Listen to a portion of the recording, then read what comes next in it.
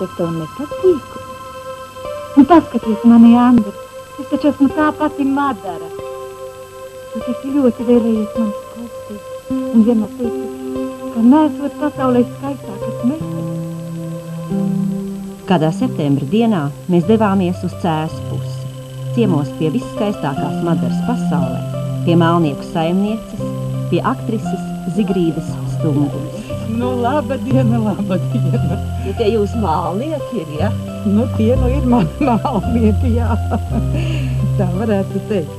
Nu, es tā labi nesaprotu. Jūs esat atbraukuši tagad ciemos. Tad, kad jūs rādīsiet, tad es būšu ciemos katrā mājā, kas skatīsies. Būs gan tā. Un tad, laikam, tie arī gribētu būt manā mājā. Tam, laikam, jāparāda, kā es dzīvoju. Tas jau interesē cilvēks. Maz drusciņi jau interesē. Nav jau tā kā pie glauniem kungiem, bet man šī vieta ļoti mīļa. Viņi ir apdvēseļot par 20 gadiem vairāk. Nu, sunīt. Es domāju, pirms es augu nost zābaks, es jūs pavadīšu pa savu meža taciņu. Es uz lielo mežu vairs nevaru aiziet, bet es eju mežu elpot. Man tur ir kādi ķītas. Iesim, jā. Un tad iesim istabā, es novilku zābakus. Un cik sen jūs dzīvojat šajās mājās? Es teicu, 21. gads. Vasaras visas pavadītas. Un tās mājas jūs atradāt, vai tās nav jūs nedzimtās mājas? Mājas tika nopirkts no ļoti jaukiem veciem cilvēkiem.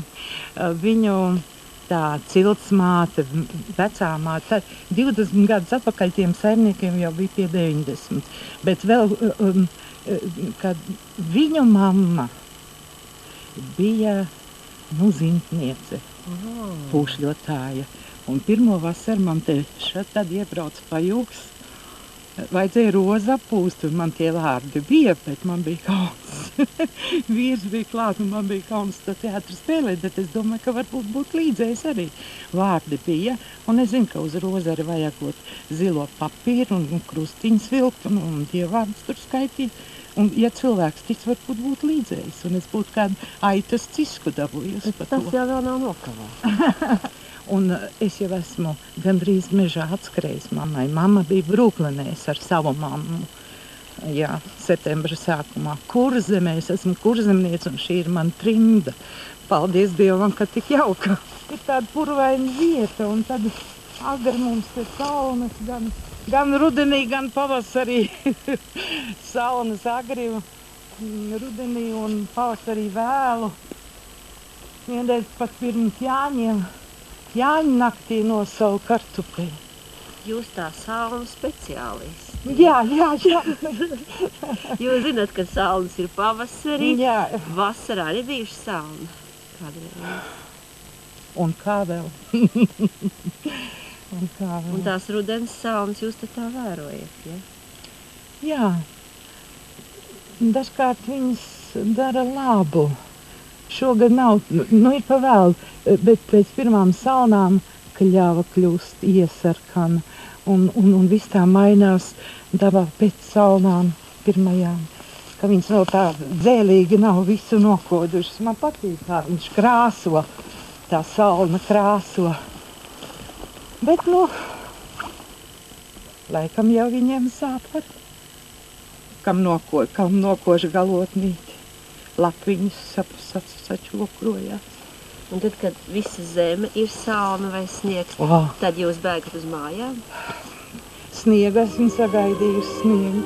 Es vēlākais tā novembra pirmā nedēļā esmu braukus mājām.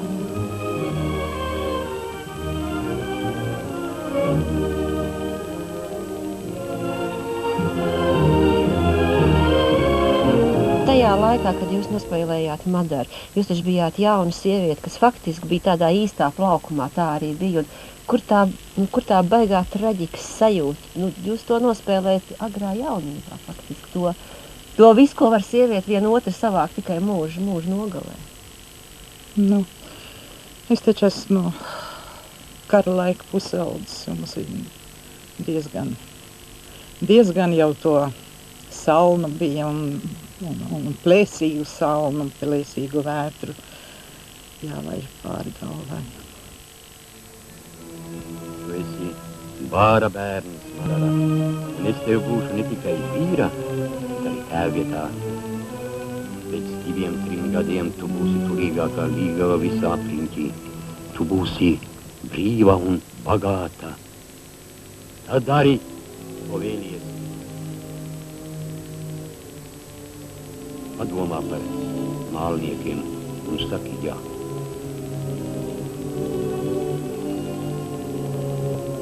Tās lielās pauzes, ko aktieris piepild šajā filmā, nu tās ir zelta vērts. Nu, redziet, nu jā, nu tā tas ir, nu.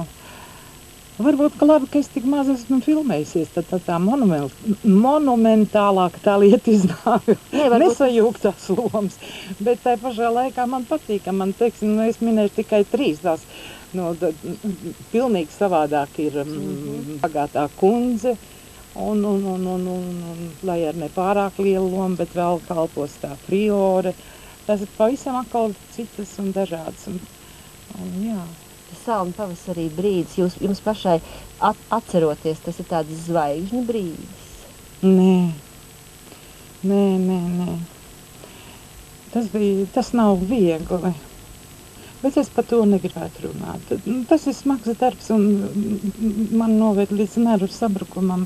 Nu kā, rudens pusē, tā kā šī laikā, kādos 3 vismaz bija jāceļās, lai tiktu uz beigu filmēt pašas beigas, to no kraujas mešanos lejā, un vajadzēja mākoņus pie debesīm rīta stundā, agrā rīta stundā to vajadzēja. Un agrā rīta stundā debesis dzitras un nav neviena mākonīša. Un tagad tā filmēšana tiek atlikta, un pēc pārdimē uz Jauno Madaru, kur nes brokastis un kur lietus sāk līt. Un tad lej virsū tev ūdeni, tev mērcē. Tā kā tas nav tik vienkārši. 3 līgavas plīvurs Madaras kāzās drausmīgā karstumā 2 nedēļas dejoja valsi. 3 līgavas plīvurs noplēs. Un Āraižu baznīcā šeit pat šī novadā tiku laulāta.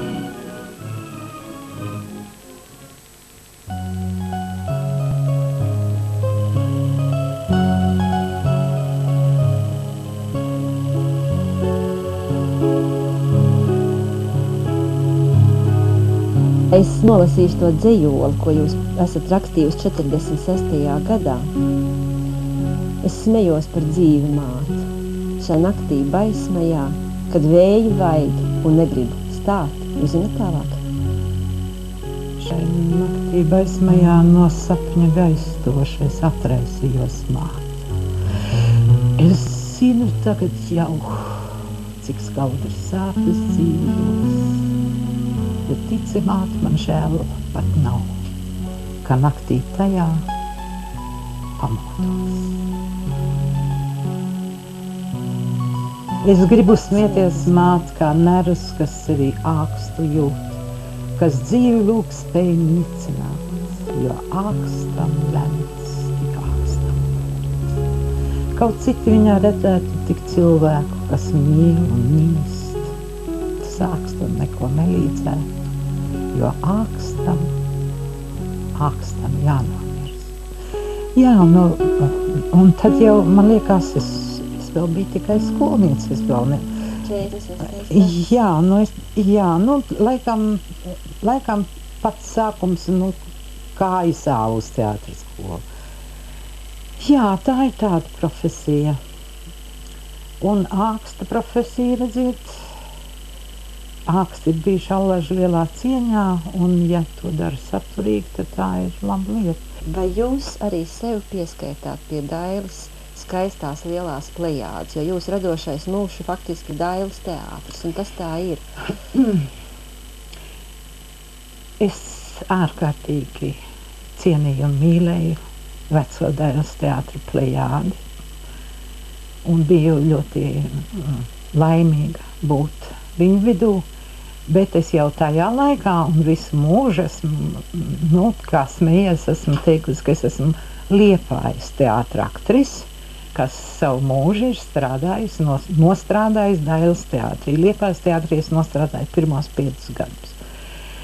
Liepāja man ir ārkārtīgi tuvu ar savu teātri, toreiz ar Nikolai Mūrnieku, Žanu Braslu. Un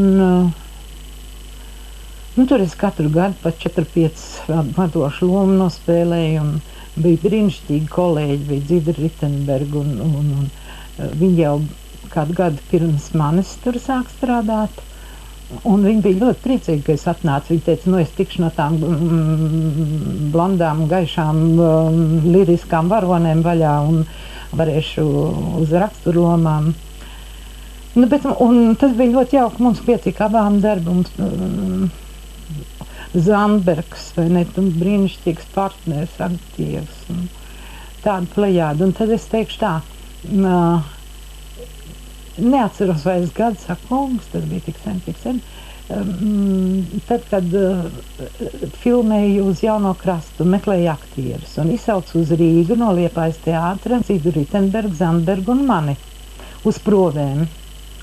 Un noprovējāmies, bet mums nekas neiznāca. Mēs izkritām visi 3 cauri. Un bija tikko iznākušas Balzaka zaudētās ilūzijas, nopirkām ar Balzaka zaudētām ilūzijām padusē, atgriezamies savām mīļajā Liepājā. Un kāds paradoks. Pēc gada es sāku filmēties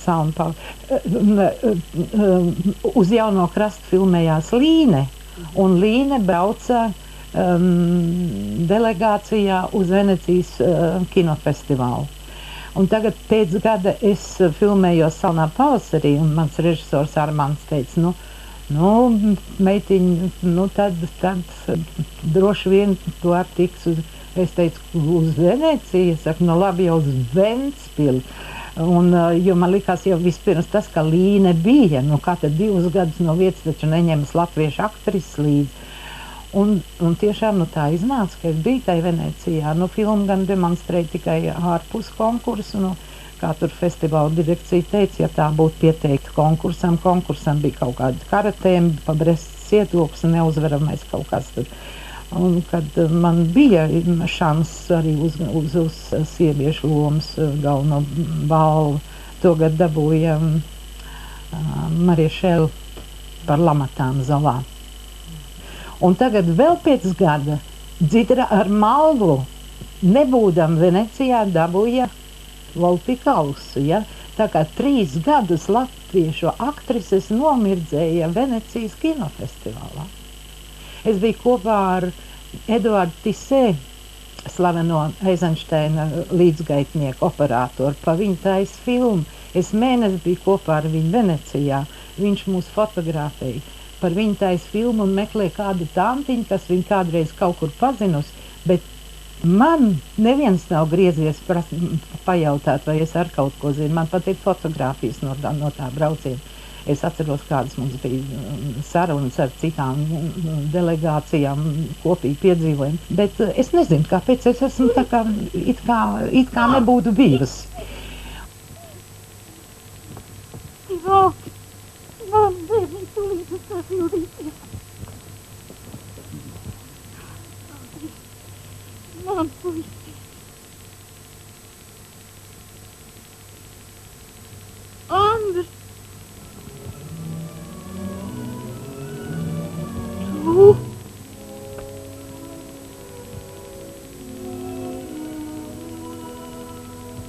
Tu izglābi Matnīstību.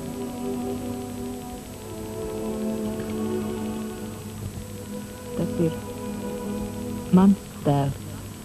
Es atgriezīšos pie tā jautājuma. Jūs teicāt, kā es Dailē jūtos. Kāpēc es uzsveru to, ka es ļoti, tiešām es biju pagodināta tur strādāt, un tas dāmu ansambls un kungu ansambls bija brīnišķīgi cilvēki un mākslinieki. Bet, kas bija? Viņi ir, kā tu varētu teikt, tāds zināms lokāla patriotisms. Viņiem bija vecā gvardija, tad tie, un tad 1. studija, 2. studija, tad nāca 3. studija, un 4. kāda, un tad jau bija savādāk, jo tie gāja jau caur augstskolas diplomiem. Ne? Bet tās bija 2-gadīgas studijas, un mēs bijām institūtu beiguši. teātra institūta ar augstāko izglītību. Un uz mums tā drusciņ skatīt, mēs bijām ienācēji. Kurš mūs pieņēma kā vai citādi, bet vienmēr, teiksim, ja vai kāda apsveikuma vai kas, tā studija, un tad tie salašņas, kas pa dažādiem gadiem ir pienākuši klāt no tā incidenta. Es neteikšu, ka ļauni, bet es to izjūtu, bet es jau neuzbāzos, tā tas ir un tā tas bija, Tu nesmies par mani. Prom! Jātrak prom! Man nav miera, ka tu esi manā tuvumā.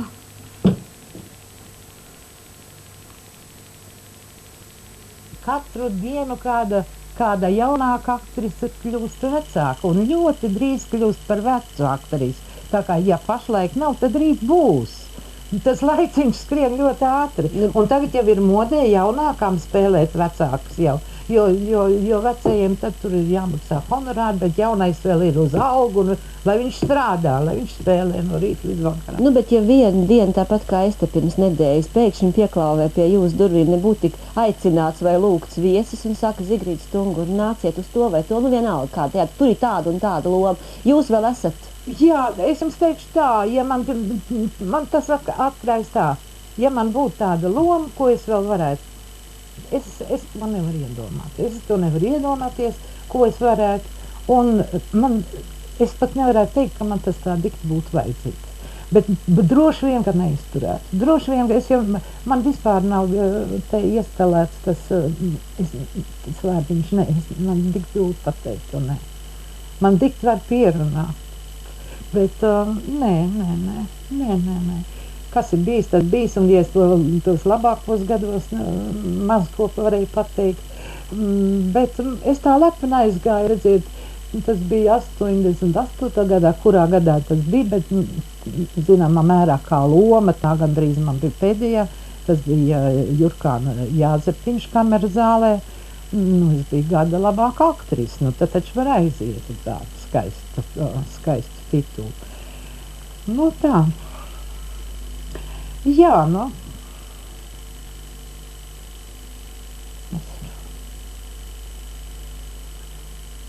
Nē, es redziet, uz skatuves būt un tēlot, es varētu un gribētu, bet viss tas, kas saistās ar to pēc izrādes ņem to grimu nost un tad skrien, cikos iet autobusu vai paspēs uz to autobusu un tad gaidi salos un Lietuvos un Puteņos to autobusu.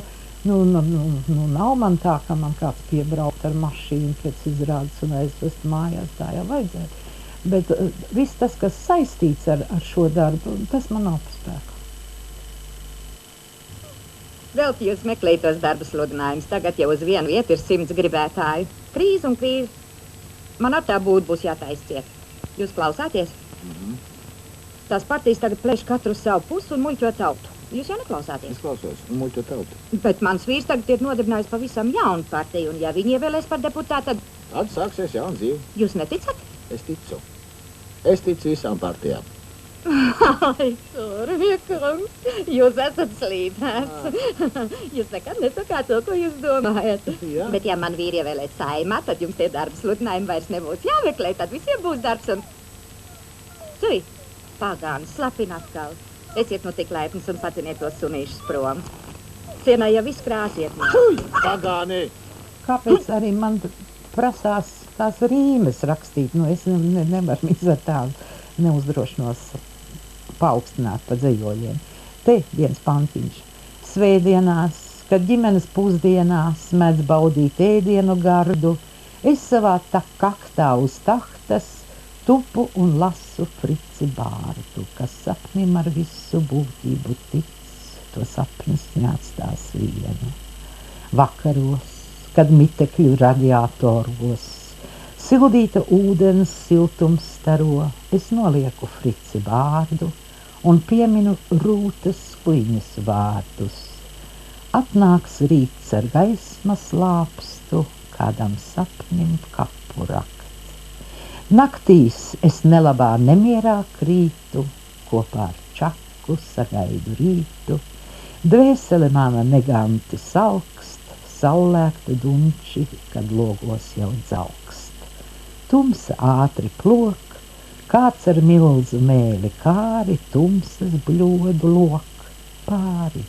Vienai naktī atkal pāri. Jums ir tomēr raksturīgs arī humors. Pēc traki. Un ironija citādāk nevarētu bagāto kundzi nospēlēt. Pašai pa sevi ir humors, tas ir, vāciešiem ir skaists teiciens. Humors, humorist keine Gabe des Geistes, sondern eine Gabe des Herzens. Tas nav gara dāvana, bet sirds dāvana, humors. Un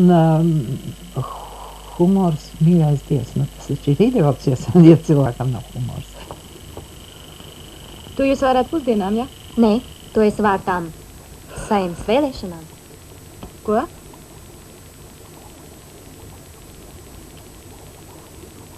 Tas ir klīsteris. Kāds klīsteris? Nu, tas valdības klīsteris. Jūs sākat arī šo savu tādu, zinām, atklāsmi uzrakstīt uz papīra ar to domu, ka priekšā redz pagātni. Tas ir ļoti skaisti. Bet nākotne mums uzbrūk. Jā, ka mēs esam kā laivinieki, vai ne, ka viņš airē un viņš savā priekšā laiviet uz to, bet viņš redz pagājušo ceļu. Un nākotnē tie ir jaunie līdkumi tev brūk no mugurpuses. Tas ļoti skaists salīdzinājums. Godvārds nezinu, kas to ir izgudrojis. Es to neizgudroju, bet man kaut kur aizķēries. Bet jūs arī jūtat, ka jūs dzīvojat pēc šīs? Jā. Un tomēr pagātni. Draudziņi, es nevaru pret likteni. Ja es esmu kadreiz pamēģinājis sabuntoties, teiksim tā, kāpēc es nevarētu tā kā citi ar tā kaut kur lausties? Es noteikti atdauzīšos. Es nedrīkstu iet. Man vīrs to pārmet un daudz, ka es esmu gļēva, ka es necīnos. Nav man lemts cīnīties, man nav tas likts iekšā. Ko jūs redzat, jūs jau bez brilles neredzēsiet, paskatieties, kāda man ir liktenes līnija. Milzīgi gara un taisna, viņi ir iegravēti. Es savu likteni nevaru locīt. Cits var vairāk, es nevaru. Man tas nav, un tiešām, vīrs ar, ko tad tu gaidi, ka tev uz bļodiņas pienesīs klāt? Es saku, ja pienesīs, tad pienesīs, un ja pienesīs arī labi. Un tiešām tikai tā. Bet kad jūs to jau sapratāt? Diezgan sen. Nav man, es neko neesmu prasījis, neuzstājusies, teiksim, dodiet man lomas, un tāpēc jau ar man nedodi. Jo zinu, ka es nesūrošos un nežēlošos. Un cits būs, kam nebūs iedots, un tas sūdzēsies un bēdāsies un nezinu, kur ies vēl. Jā, bet īsts mākslinieks jau jebkurā situācijā faktiski atrod izpausmes veidu. Un man jāsaka, jūs to esat atradusi dzejā. Jūs esat viena no tām aktrisēm, kam ir vienmēr bijis repertuārā labi dzejnieki. Jā.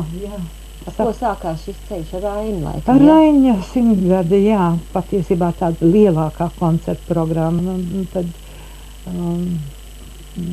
es atradu tās Dagdas skices un paņēmu to vienu grāmatu, to mēnesi meitiņu. Un Rainis kā Rainis. Man bija apmēram 30 gadu kaut kas, laikam pāri, noņems drusku no tā 30 gadu. Un ar man notika dīvaina lieta. Es lasu to Raini dzeju, tas ir Rainis arī kā nekā jaunā. Naktī, es tikai naktī varēju to darīt, jo mums bija liela istaba, bet tur dzīvoja gan mammīte, gan mazais dēliņš. Un tā es strādāju naktīs. Un es esmu visus tos dzejolīšus atsevišķos, kuri man atsaucās, salikus uz lapiņām. Un tagad tā kā pasjans visu to tahtu nokrāmējis ar tiem dzejolīšiem. Un man tagad jāsaliek, lai viņi rīmējās, lai dzejolīts komponējās, lai viņš izriet cits no cits. Man vienas, kaut vai tikai man vienai saprotamām kādas pārējas man ir no tā dzējoļa uz to, kas man notiek. Es jau, te ir mana nelaime. Varbūt, ka tā nevajag dzēju lasīt, kā es to daru, kā lielāko tiesu. Proti, es nevis lasu dzīvi, bet es kā aktrise, es eju iekšā tajā dzejniekā. Es it kā dzīvoju ar to dzejnieku, izjūtu, kādā viņš to dzejoli ir rakstījis. Es nezinu, vai tas ir pareizi vai ne, bet vienalga, kaut arī es būtu vienīgā, nu tas ir mans izvēlētais piegājiens, man vistuvākais, bet kas pa nelaimi? Man tie vīrieši patīk, man tas Čaks, man tas Rainis, man tas Grots un nu, ja es būtu vīrietis, ar Dievs kādas viena aktieru teātris es netaisīju. Es Čaku runāju no 64. gada, no 64. gada. Tas cilvēka ceļš pa dzīvi, tad, kad nāk mūža novakari, teiksim, kā ir, vai Jā. ne? Tad faktiski austrumnieki daudz māca nonākt vientulībā. Jā, tas ir tas periods,